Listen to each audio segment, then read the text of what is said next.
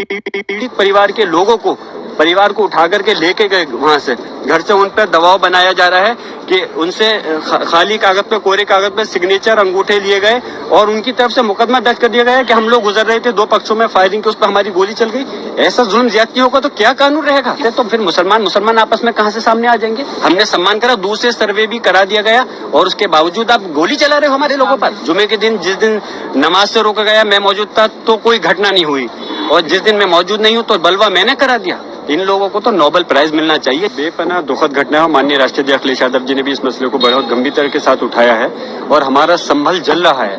संभल के अंदर जो पुलिस प्रशासन का पूरी तरह से इस घटना को अंजाम देने में इसमें हाथ है और पूरी अपनी लापरवाही और नाकामी को छुपाने के लिए लगातार अपने बयान को बदल रहे हैं। आपने देखा होगा, पहले बयान उन्होंने दिया कि पुलिस और प्रशासन, पुलिस की तरफ से कोई गोली नहीं चली, और उसके बाद में जब वीडियो वायरल हुई तो बैकफुट पे नजर आ रहे हैं। फिर उसके बाद उसको दूसरा रुख दे रहे हैं, कह रहे हैं कि दो गुटों के बीच में ये संघर्ष हुआ। अफसोस की बात है, कहां चली गई इनकी बुद्धि कि किस प्रकार से कि दो गुटों का ये कहां से मसला आ गया।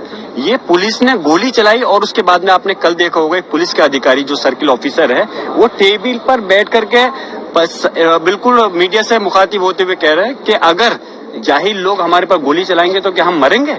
तो ये अपने बयान को खुद बदलना है। ये आम जनता को, जिनकी रक्षा, जिनके ये जनता के नौकर हैं, जिनकी जनता की रक्षा के लिए इनको जिम्मा दिया गया है, उनकी हत्या अगर ये लोग करेंगे तो कानून व्यवस्था कैसे चलेगी?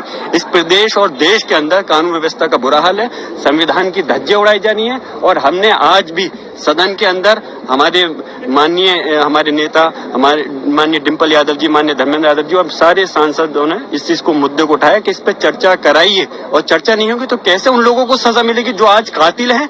आप ताज्जुब की बात है, आप बात पे हैरान रहेंगे। वहां डिस्ट्रिक्ट डीएम कह रहे हैं कि हमने एक जांच बैठा दी है, और जांच भी जोन लोगों पर आरोप है, अगर वही लोग जांच करेंगे तो कैसे हक और इंसाफ मिलेगा? इसकी जांच सिटिंग हाई कोर्ट के जज से होनी चाहिए, हमारी मांगे। और जो इसमें अधिकारी दोषी हैं, चाहे के विश्नोई जो पुलिस अधीक्षक संभल है या सीओ अनुज चौधरी है, उनके खिलाफ हत्या का मुकदमा दर्ज होना चाहिए। सीधे गोली स्टेट फायरिंग कर रहे हैं और वो जेल की सलाखों के पीछे होनी चाहिए, हमारी मांग है। तभी इन लोगों को इंसाफ मिलेगा, जिन लोग पीड़ित परिवार हैं। जैसे अभी बताया कि पीड़ित परिवार के लोगों को, परिवार को उठा करके लेके गए वहां से, घर से उन पर दबाव बनाया जा रहा है कि उनसे खाली कागज पे, कोरे कागज पे सिग्नेचर, अंगूठे लिए गए और उनकी तरफ से मुकदमा दर्ज कर दिया गया है कि हम लोग गुजर रहे थे, दो पक्षों में फायरिंग की, उस पर हमारी गोली चल गई। ऐसा जुल्म ज्यादती होगा तो क्या कानून रहेगा? आप लोग चौथा स्तंभ है, मेरी मांग है आप लोग सच्चाई दिखाइए। अपोजिशन पार्टीज भी आप लोगों के साथ हैं? बिल्कुल, पूरी हमारी सपा के साथ में, समाजवादी पार्टी के साथ इस संभल की घटना पर पूरे इंडिया गठबंधन साथ है और सब चाहते इस पर चर्चा होनी चाहिए और उन दोषी अधिकारियों के खिलाफ सख्त एक्शन होते हुए कार्रवाई होनी चाहिए। आपके खिलाफ फुटेज भी दिखाया है जिसमें ये दिखाया जा रहा है कि कैसे दो गुटों के, एक गुट के लोग हैं जिन्होंने मुंह पे कपड़ा बांधा हुआ है, देसी पिस्टल मिली है और कैसे वो इंसाइट कर रहे हैं क्राउड को। आपको इस सीसीटीवी फुटेज, मैं एक बात कहना चाहूंगा, इस प्रश्न के लिए आप ही लोग मुझसे अच्छा जवाब देते तो चौथा स्तंभ होने के नाते मुझे और खुशी होती।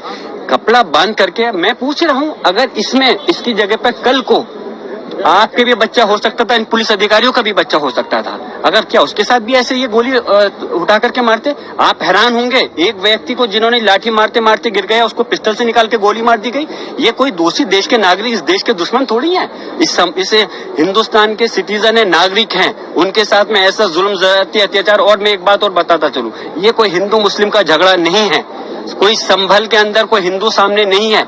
अरे हिंदू तो दूर की बात है, तो फिर मुसलमान आपस में कहां से सामने आ जाएंगे? ये तो तंत्र को सामने ला करके चंद शरारती तत्व थे, जो 8 लोग थे जिन्होंने दायर की है। बाकी पुलिस और प्रशासन इस घटना का जिम्मेदार है।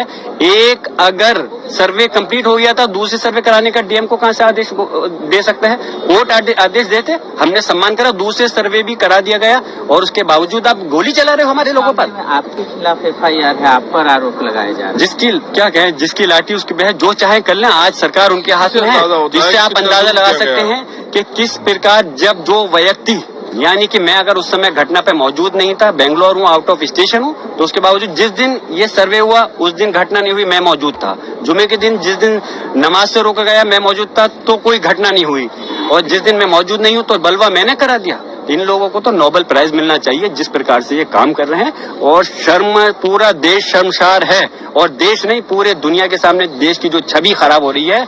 मैं मांग करता हूं कि प्रधानमंत्री महोदय को आगे आना चाहिए और इसमें जाकर के हालात को देखें। मणिपुर नहीं बनाए संबल को, मणिपुर के अंदर तो उन्होंने जाने की जहमत नहीं करी, लेकिन संबल का जो सूरत हाल हो रही है बहुत अफसोस की बात है।